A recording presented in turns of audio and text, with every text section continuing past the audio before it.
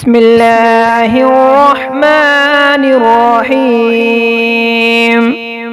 اللهم صل على سيدنا محمد وعلى آل سيدنا محمد صلاة تنجينا بها من جميع الأهوال والآفات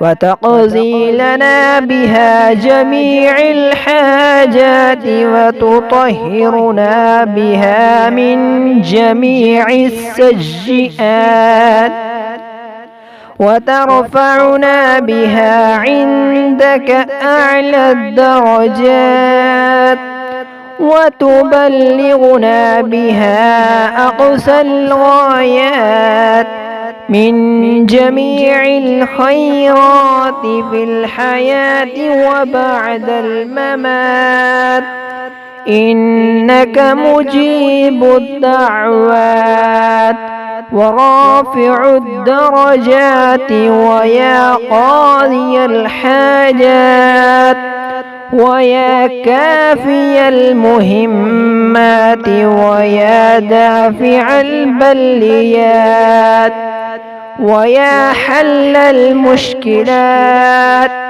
أغثني أغثني أغثني يا إلهي، إنك على كل شيء قدير. اللهم صل على سيدنا محمد النبي الأمي وآله وبارك وسلم.